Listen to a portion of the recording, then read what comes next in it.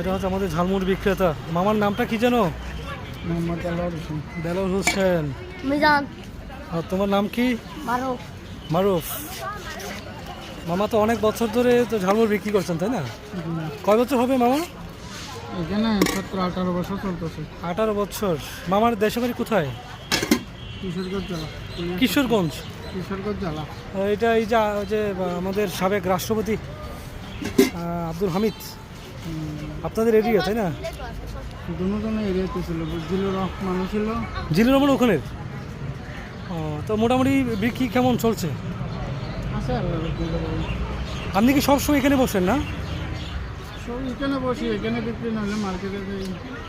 আজকে তো পুরো পটিয়ে মাঠটা একেবারে ফাঁকা দেখা যাচ্ছে। এটার এখন স্কুল কলেজ বন্ধ থাকলে এরকম, পরীক্ষা চলতেছে তো এরকম থাকে। পরীক্ষা চলছে, একটু থাকে না পরীক্ষা চললে, মানে থাকে। আজকে হয়তো পরীক্ষা চলছে। আমি যে জায়গায় অবস্থান করছি এটা হচ্ছে পটিয়া স্কুল মাঠের পটিয়া কলেজ গেট। এটা হচ্ছে পটিয়া কলেজ গেট। এটার স্থাপিত ডেট হচ্ছে 1962। তোমার মোটামুটি বিক্রি হচ্ছে না? কই আজকে তো তেমন বিক্রি দেখতে পাচ্ছি না। এই ছুটি হলে বিকালে না? আপনি কয় ঘন্টা থাকেন এখানে? 5টা 6টা। মামা কয় ঘন্টা থাকেন? 5টা 6টা। আচ্ছা আচ্ছা, অসংখ্য ধন্যবাদ। আপনার মামার নামটা ভুলে গেছি আবার। মোহাম্মদ দেলোয়ার হোসেন। মোহাম্মদ দেলোয়ার হোসেন। আপনার আচ্ছা ছেলে মেয়ে কয়জন? মেয়ে একজন। একজন মেয়ে না? আচ্ছা, মেয়ে কি লেখাপড়া করে?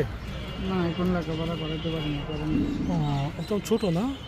ছোট না, বড় হয়েছে, 8 পর্যন্ত পড়ছিল। এখন মানে কি করে? আমার যে এই যে দেখতেছেন ব্যবসাটা আমার এটাই। আচ্ছা, আমি প্রতিবন্ধী।